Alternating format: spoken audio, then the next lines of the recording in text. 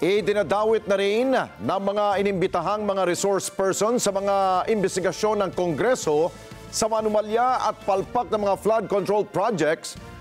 Siyan po sa lalawigan ng Bulacan ang dalawang senador. Ito po ay sina Senador Jingo Estrada at Senador Joel Villanueva. Sa investigasyon ng House Tri-Committee on Infrastructure, ikinanta ni dating Bulacan Assistant District Engineer Bryce Hernandez na nagpababa ng ₱100,000,000 manong pondo ang dalawang senador para sa nasabing proyekto para makakickback ng 30% komisyon sa pamamagitan po ng Sinibak na Bulacan DPWH District Engineer na si Henry Alcantara.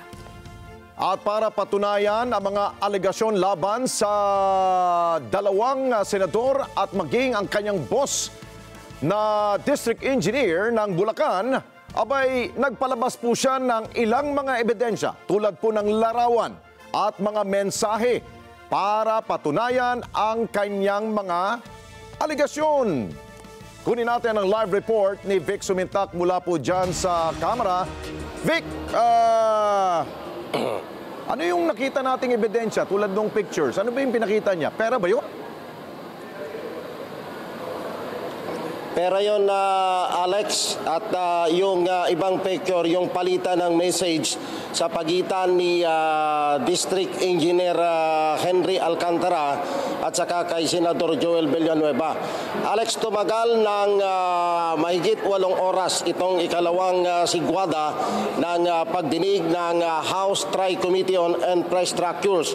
Gaya ng kahilingan ni Engineer Bryce Hernandez, nagkasundo ang liderato ng Kamara at Senado sa pamagitan ni Senate President Tito Soto at House Speaker Martin Romualdez na i-turn over sa PNP custody itong si Engineer Hernandez dahil sa kanyang kahilingan na ayaw na niyang bumalik doon sa Senado habang siya ay nakakontempt sa Senado. Si Engineer JP Mendoza naman ay pinagbigyan din bago mag-adjourn ay pinagtibay ang motion na i-take custody ng Kamara si Engineer JP Mendoza at saka ang kanyang pamilya dahil si Engineer Mendoza siya yung nagpatunay, hawak niya yung cellphone na pinag-savean ng mga ebidensya, yung mga larawan na kinakitaan ng mga bulto-bultong mga pera at yung ugnayan umano ni Senador Jingo Estrada at saka ni Engineer Alcantara doon sa sinasabi niyang akusasyon na sangkot si Senador Jingo Estrada maging si Senador Joel Villanueva.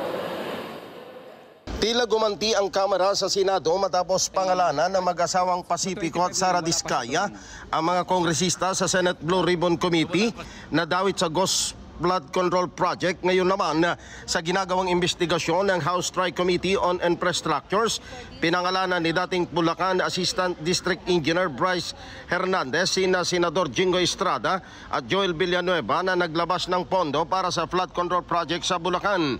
Ayon kay Engineer Hernandez, 355 billion pesos ang inilaan na pondo ng Senador Estrada para sa flood control project sa iba't ibang lugar sa Bulacan noong 2023. At 600 million pesos na pondong inilabas ni Senador Villanueva para sa flood control projects sa Hagonoy at Bukawi sa lalawigan ng Bulacan kung saan 30% ang hinihing komisyon ng dalawang senador. Inahayag ni Hernandez na may bagman si Estrada gamit ang driver ng Bulacan First Engineering District Office sa utos ni District Engineer Henry Alcantara. Samantalang ang para kay Villanueva ay idinideliver din ng driver ng DPWH sa kanyang bahay sa Bukawi, Bulacan. Sinabi ni Hernandez na si dating Bulacan First District Engineer Henry Alcantara ang nakikipag-usap at nagdi-deliver ng pera sa mga politiko at kay dating Department of Public Works and Highways o DPWH Undersecretary Roberto Bernardo. Sabi ni Senator Marcoleta kahapon, ligtas ka na. Hindi po ito totoo.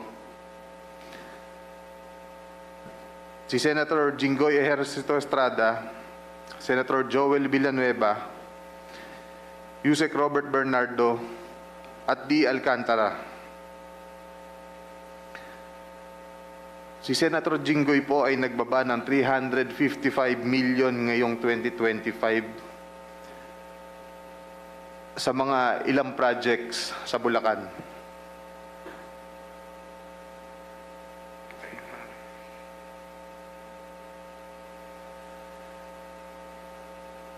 At ang sabi po ng boss ko dito ay 30% ang commitment dito. Ang mga projects po na to ay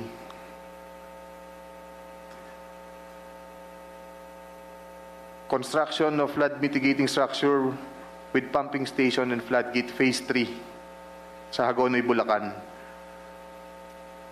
Flood control mitigating structure with pumping station and floodgate sa Malolos, Bulacan. Hindi ko na po babasahin lahat to. Isasama ko po to sa aking written statement. Nauna rito hiniling ni Hernandez sa House and Procom na magsasalita siya ukol sa kanyang nalalaman sa ghost flood control projects sa Bulacan basta huwag na siyang ibalik sa Senado na kasalukuyan siyang nakakulong matapos patawan ng contempt ng Senate Blue Ribbon Committee kahapon. Pinagbigyan ng komite ang kahilingan ni Hernandez at makikipag-ugnayan ng House and Procom sa Senate Blue Ribbon Committee upang kunin ang kustodiya kay Hernandez para sa kanyang kaligtasan matapos pangalanan ang dalawang senador na sangkot sa flood control project sa Bulacan. Your Honor, kasi may mga involved pong senador dito. At hindi ko po alam ang magiging kapalaran ko pag binalik niyo ako doon. Marin namang itinatanggi ni Engineer Alcantara ang pahayag ni Engineer Hernandez at wala umano siyang alam sa mga pahayag ng dati niyang Assistant District Engineer.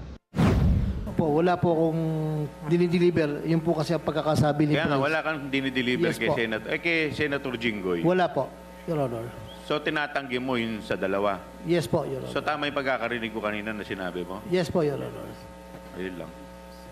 Pero ano connection nyo ni Senator Jinggoy Estrada? Wala po, Your Honor. Hindi ko po siya kaibigan o hindi po ako nakakalapit sa kanya, hindi po ako nakakapunta po sa kanya. Wala Your po Honor. kayong pagkakaibigan sa mga Estrada? Wala po, Your Honor. Gusto kong malaman kung sino ang mga taong dapat tumanggap niyan. Pinatunayan naman ni Hernandez na talagang mayroon transaksyon at bigay ng pera sa pagitan ni na Alcantara, Senador Estrada at Senador Villanueva sa pamagitan ng picture na nakasave sa cellphone ni Engineer JP Mendoza na empleyado din ng Bulacan 1st District Engineering Office. So again, these are pictures with known personalities during the birthday of Senator Jinggoy Estrada. Is this correct? To be honest, Your Honor, I do not know when this picture was taken, but I'm just trying to show that Mr. Alcantara, Engineer Henry Alcantara and Senator Jinggoy Estrada have met a couple of times already. All right. There is a text.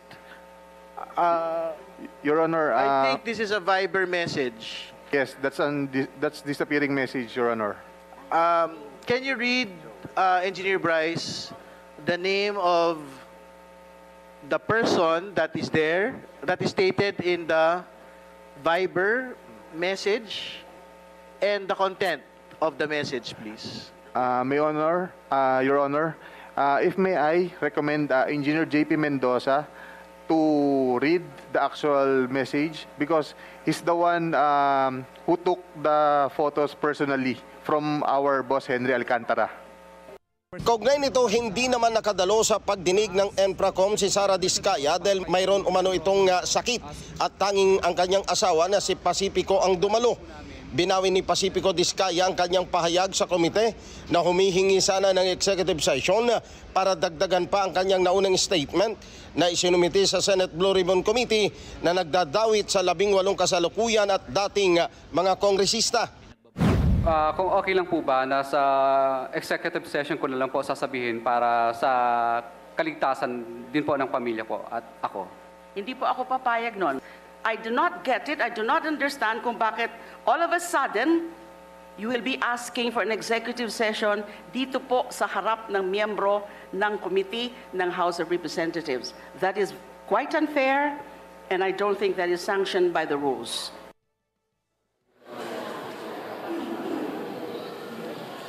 Alex Ali, sa unang bahagi nitong pagdinig ng Infracom sa Kamara ay nilinis ni Pacifico Diskaya si House Speaker Martin Romualdez at saka si Congressman Elizaldico na dito ay sinasabi niya na wala siyang direkta na pakikipag-ugnayan o transaksyon kay Speaker Romualdez maging kay Congressman Saldico, kundi pawang ninename drop ginagamit ang kanilang pangalan sa tuwing magkakaroon ng koleksyon doon sa sinasabing porsyento ng mga politiko sa mga flood control projects. Sa susunod na pagdinig ay napagdesisyonan ng Infracom na ipatawag si dating Senadora Grace Poe na tumayong chairman ng House Committee on Finance na tumalakay sa 2025 national budget, maging si Congressman Saldico na tumayo rin na chairman ng House Committee on Appropriations. At dito ay pinadalo rin si Pasig City Mayor Vico Soto para saksihan yung sinasabing katunayan na yung pamilya Diskaya ay nagsisinungaling batay doon sa naging pahayag ng alkalde. Tinanong din namin si Congressman Terry Ridon na tumatayong overall chairman ng Infracom kung iimbitahan si Baguio City Mayor Magalong. Pero sinabi niya na dinidiscredit niya at kine-question ang kredibilidad ng Kongreso itong Infracom, kaya malabo na siya ay ipatawag at imbitahan sa mga susunod na pagdinig ng komite dito sa Kamara. Balik sa inyo, Alex at Ali.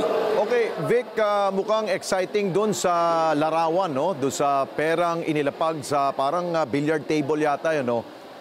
Sa mga hindi nakapanood ng hearing kanina mula alas 10 ng umaga, nagtapos yata yan mga alas 5 na ng hapon, no?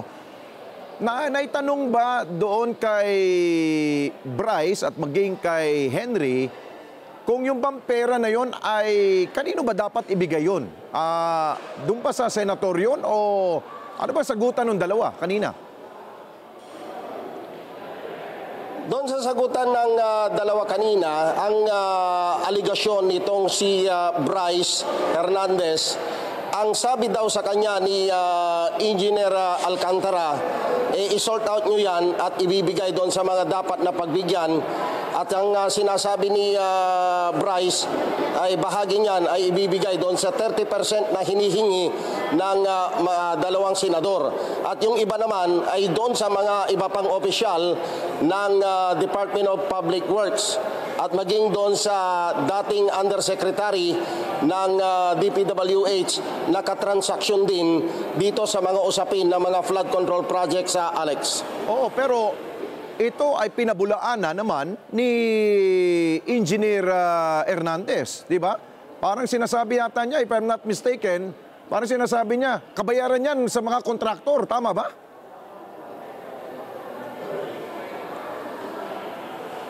Tama, Alex, pero ang sabi nga niya, ang may alam talaga, ang ako inutusan lang ako ni ng boss ko, si Engineer Alcantara, na i-sort out yan dahil daw yung perang yan, yung bulto-bultong yan na nasa billiard table, yung iba may extension pang table basta yan daw ay porsyentuhan cuts doon sa pondo sa flood control projects, Alex. Hindi, yung pala si Alcantara pala nagsabi, no?